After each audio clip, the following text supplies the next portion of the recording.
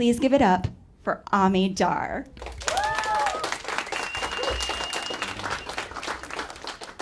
Thank you, Jen. So thank you all for being here. The reason I think I'm speaking tonight is not just because I'm the host and like I can tell you the bathroom is over there and stuff, but that's not the only reason. Get out of the way, maybe. Is that I'm going to tell you a few things about Idealist and what we're doing next. And as you'll see, it's relevant to the theme of the shootout, which is really the reason I think I'm here. So as Jen said, I was born in Jerusalem and then grew up in Mexico as a kid. And ever since I was maybe 7, 8 years old, I started getting obsessed about why there were little kids begging in the street and we had food at home. I don't really know why. I was like this little social justice freak when I was like, 7, 8 years old. I was bugging my parents, why is it that we have food and they don't? I'm sure the first 3 times it was cute. The 4th time, what do you say to the kid?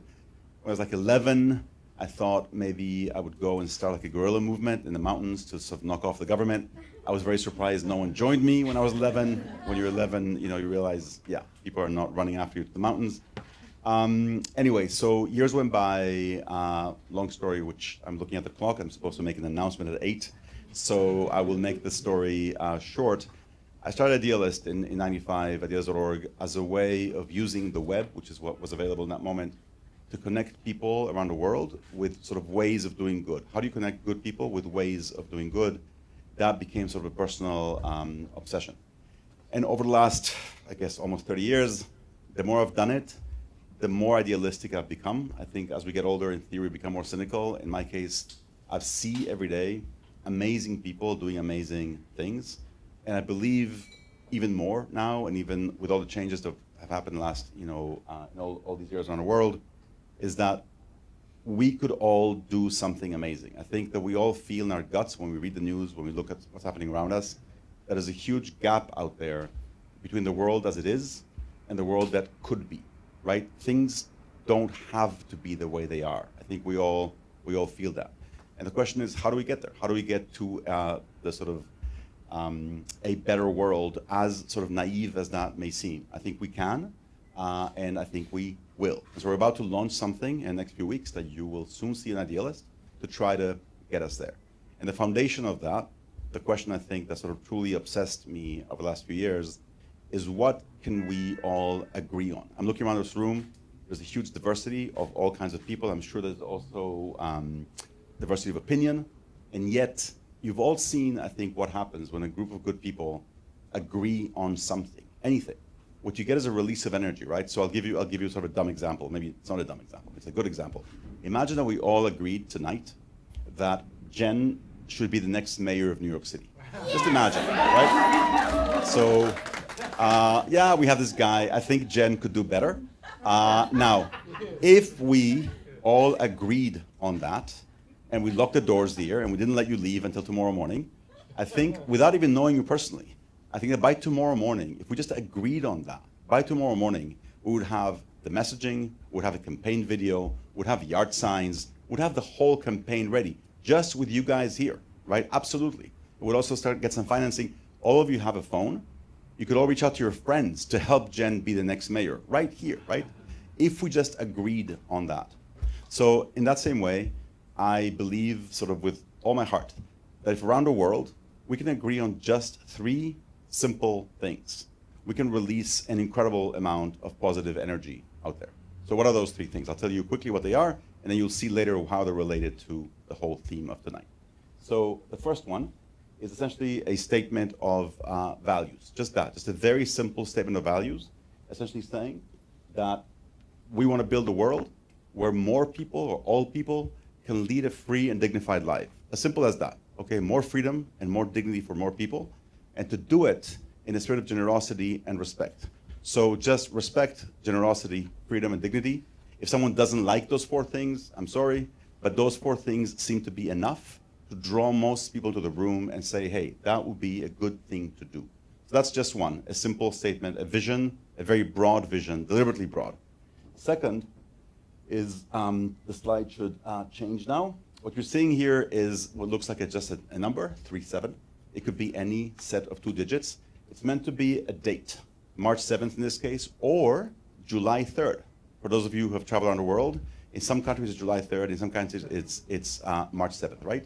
The only day where that's not true is 12 times a year, where on 1/1/22/33/44, that date is the same over the world, right? You don't have to explain what you mean. Now imagine if once a month we decided that once a month over the world, there'll be a day in which we do something good for someone or something that we care about. We arbitrarily decide. How many of you heard of a thing called Take Your Daughter to Work Day years ago? They picked a simple day, the Miss Foundation did, arbitrarily, one day a year in which you take your daughter to work and show her the world of the professional world, right? Just pick a day and do it.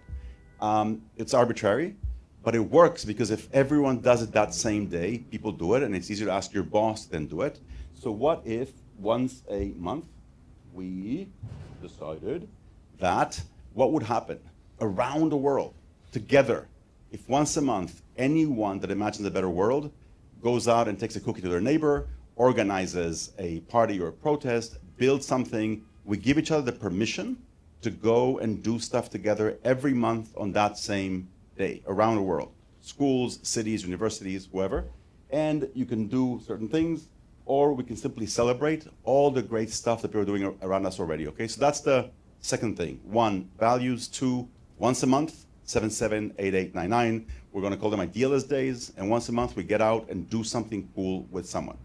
And lastly, to bring all of that together, and to actually make this visible, because people are doing stuff around the world, how do you actually show it? How do you very quickly say, oh, there are people there who share my values and who are doing cool stuff together? So to do that, it would be amazing if we had a symbol that all of us could share, sort of like imagine a recycling logo, but for doing good.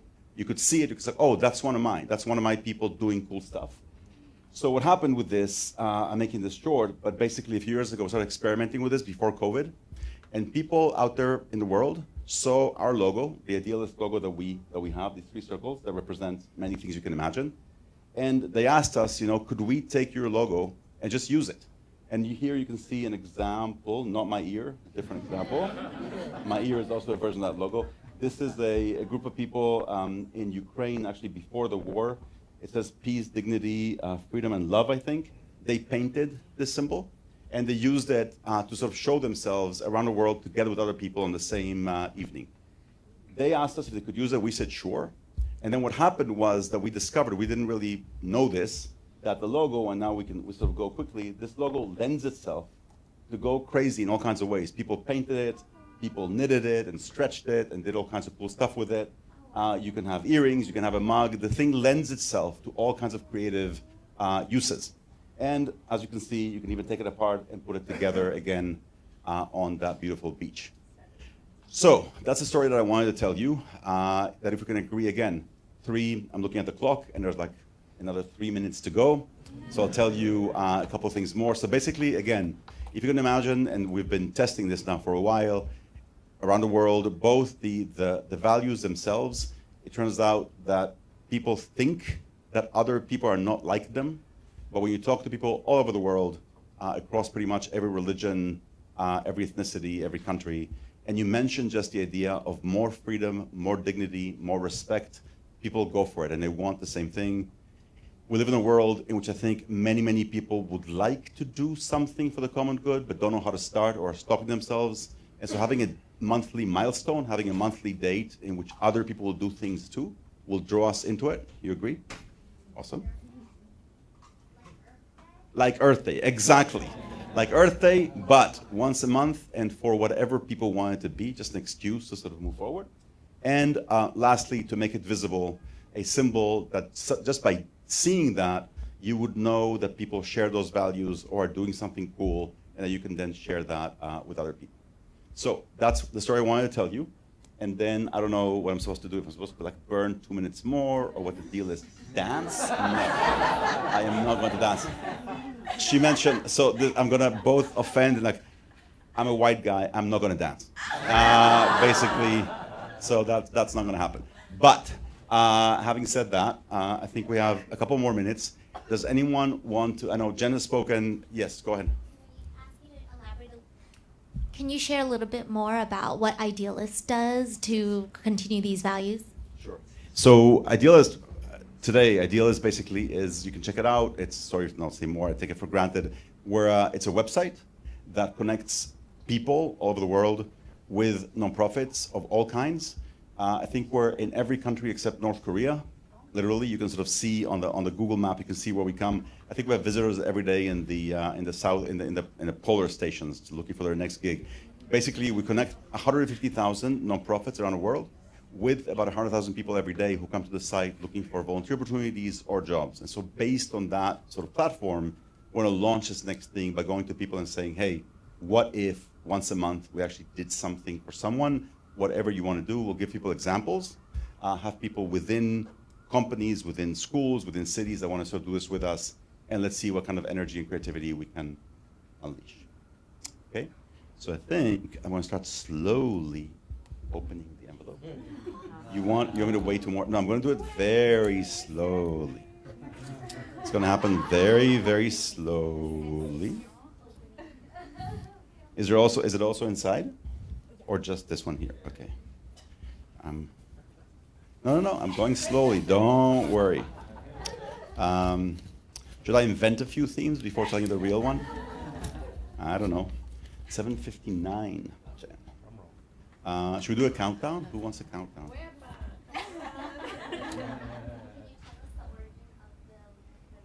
Yeah, so the good questions. Look at you. I didn't plant her. So there are two orders of the logo. One is that for a long time after starting the organization, I was sort of obsessed. I use that word because I am sort of obsessive. I think that good logos are important and rare. And so I wanted to really get one. So it took a while until we got to this one. And I was home one night, I was playing with crayons on the table, and there was an old copy of National Geographic lying around. Those of you may know it has like a yellow rectangle around it. And I don't know why, I saw it and I took a yellow crayon and made like a yellow circle. And then quickly the orange, and I thought, okay, so obviously sun, greenery, sky, but also there's more, I think, meaning people can find into it, and it's a child kind of thing, and all that stuff. So that's the origin. Okay, I think, so the way this is going to work is that the theme of the whole thing, I'm not going to tell you, no, the theme is Practical Dreamer.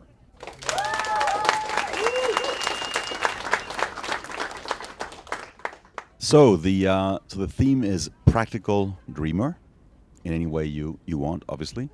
And then another stipulation that they have is that your video should include this symbol that we mentioned earlier. And it can be like this. You can just take it from our site and use it as is. Or you can have it painted, or it can be on a wall, it can be on a mug, it can be on somebody's t-shirt. It doesn't have to be, referred to. It can just be there around in your movie. Use it any way you like. Good luck, and let's see what we'll have by Sunday. I hope that makes sense. Let's see what you can do.